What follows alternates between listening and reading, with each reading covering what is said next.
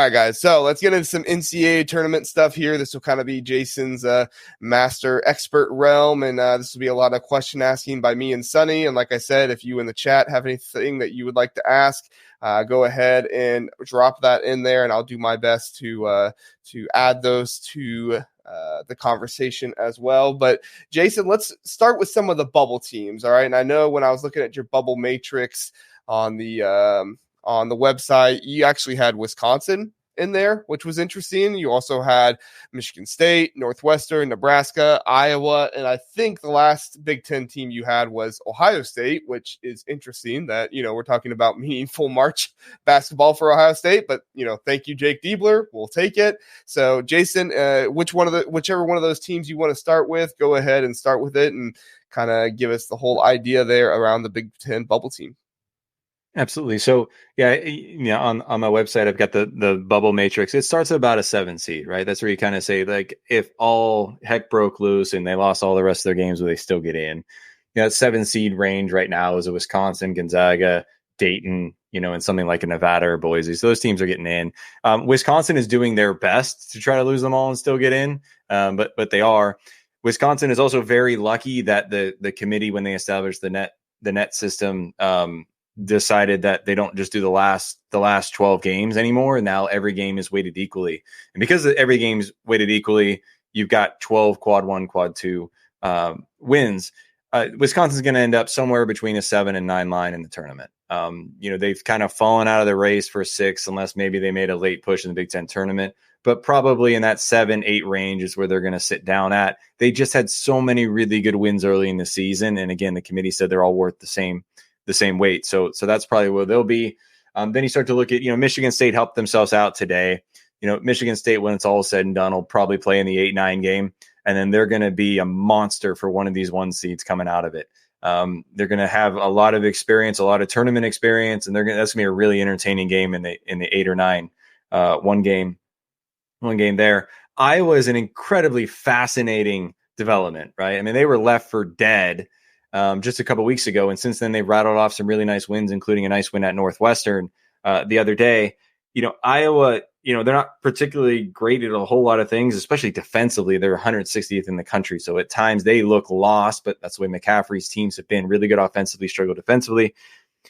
I mean, as you know, Sonny, the game Sunday, that's Iowa's season. So they're going to come out and give you everything they got. It's going to be at home and senior day. So that'll be with McCaffrey's, son, that'll be a big day. Iowa's going to be squarely on the bubble. They're going to be relying on, what do other teams do? For example, not to get too in the weeds, but for example, right now, South Florida and Richmond, South Florida in the American and Richmond in the A10 would theoretically win their conferences and hold the automatic qualifier. The reality is neither of those two teams are probably getting an at-large.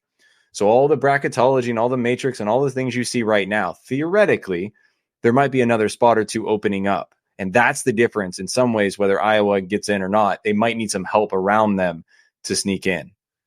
And then, quick question about Iowa really fast. So would you say, and Sonny, I'm not wishing for this to happen, but if Iowa were to win against Illinois, would that solidify them in the tournament, you think? No, because there's too much going on around them. Okay. And the reality is, if they turn around and lose to Indiana, I'm picking a team kind of early in the Big Ten tournament, then that probably knocks them out.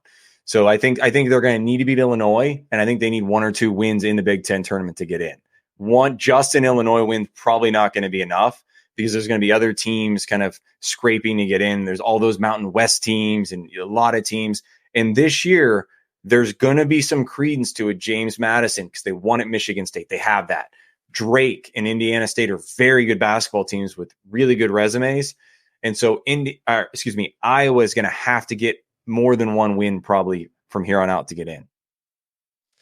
Interesting. So Jason, is Iowa really the only team? So let me ask you a different question. I had a bracketologist on my other show, Big Ten show, and he kind of mentioned that results of a conference tournament rarely have really resulted, besides winning it, of course, which guarantees you a spot. Sure. But usually if you're kind of not coming into the conference tournament, the results of the said conference tournament usually doesn't matter all that much on whether you ultimately get in. Have you seen that from your own research? a lot of times performance in conference tournaments do not impact seeding. They really don't impact seeding, but the Wednesday, Thursday, Friday games can impact whether teams get in and out. You'll see a lot of that in conference, the 8-9 game in the conference tournaments. I feel like Indiana played that 4 years in a row, where if you kind of get the win, you kind of get in. And if not, the wins and losses are early in those conference tournaments. I think they do matter. I think they do matter quite a bit with bubble teams. But again, seeding in a lot of ways is more set than we realize heading into the weekend. Interesting. So I'll ask about them. I know we don't have many fans of them in here because they're playing tonight, but Minnesota, we've had questions about them all throughout the season. I don't see them on your bubble matrix. However, I figure I'll ask because I know we have a lot of Minnesota fans that will probably watch this after the fact. Do they have any possible chance to get in the tournament? I know they have a very similar record to Michigan State. They might tie Michigan State's record if they win or if they lose today. They could even have a better record than them. However, I know they've not had the best out of conference schedule. So what's your thoughts there, Jason? Yeah, the issue with Minnesota is while they've been a wonderful and kind of a pleasant surprise, they don't have enough quality wins. Yeah. They only have one quad one win. They just don't have the depth of quality wins that you look at and say, like, yeah, that's a tournament team. 6 quad 2 wins are really, really nice, but they just don't have the high end tier resume to move the needle.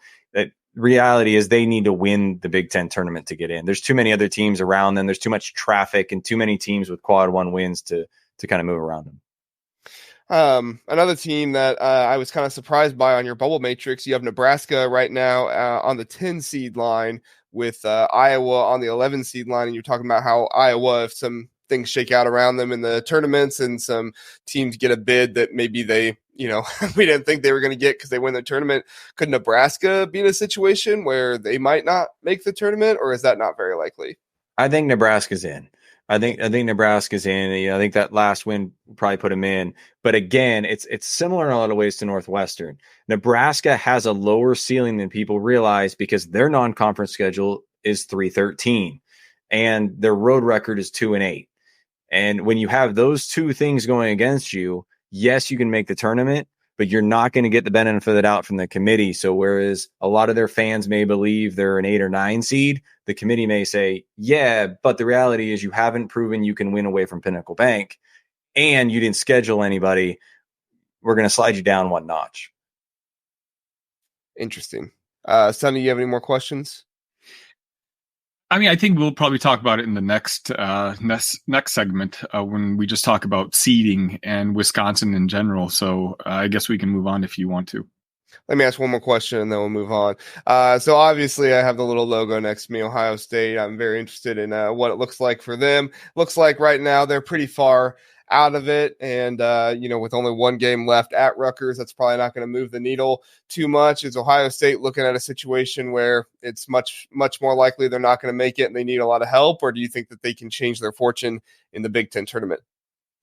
Well, Ohio State is one of those teams. Their resume is actually better than it would seem from afar because, they were really struggling. But they have 3 top tier wins. So back in November, they beat Alabama on a neutral court. And then obviously they beat Purdue recently and then won at Michigan State. Very few bubble teams have those 3 quality wins that can compare to that. That's the good. The bad news is that they got swept by Indiana. And the bad news is, they blew 2 18-point second half leads against, one against Penn State and one against Indiana. And really they're chasing those 2 games. They lost the late game against Iowa, which could be really, really costly. Ohio State, there's no other path. They have to beat Rutgers, on the weekend, on the road. And then they probably need to do if they did what they did last year, they won 3 Big Ten tournament games. That's going to get them in. Oh, wow. But they would have to do that. They're going to have to get to a Saturday or Sunday game. And if they get to that, that's probably enough to get them in because they're going to start to stack up in that 6-7 range of quad 1 wins. It's probably going to be enough. Listen, if they're showing up on a game on CBS on the weekend, then they're going to be right there. And if they're not getting it. Wow. Yeah, I mean, I know Ohio State fans are sure they're hoping that they get the lucky draw and they go after Nebraska, Northwestern, or somebody like that in the second round. I guess the third round because of the buys or whatever. But in the third round there, so that way they don't have to go against a Purdue or an Illinois. Which, if I'm being honest, I know Ohio State beat Purdue earlier on the season, but I have very little hope that would ever happen again. Yeah, but let's be very clear. First step at at Jersey Mike's Arena on the weekend. If they do not beat Rutgers, I think it's on Sunday, then they got to win the Big Ten tournament. It's that simple. There's no other path. They have to win that game because they only have one road win. They got to get that to 2. They need the win in general, and then they got to make a run.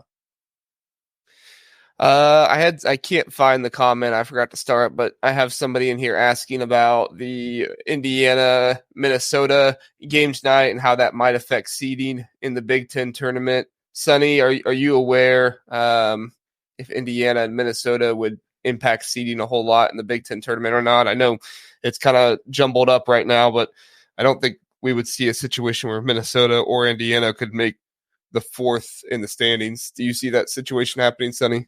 I honestly don't know. All I was paying attention was, whether Northwestern won tonight or not to know whether we would be locked into that number 2 seed. Beyond that, I'm not sure how the seeding is going to fall. Gotcha. Yeah, a lot of that game is going to trigger who plays in that 8-9 game and has to deal with Purdue, right? Okay. And if you're an Ohio State fan or Iowa fan, any teams like that, you're trying to stay away from that because you're trying to get it. Right. No disrespect to Illinois, who's fantastic, but you don't want any part of Purdue. If you got to make a multiple game run like Iowa and Ohio State have to do, you want to be on the other side of the bracket.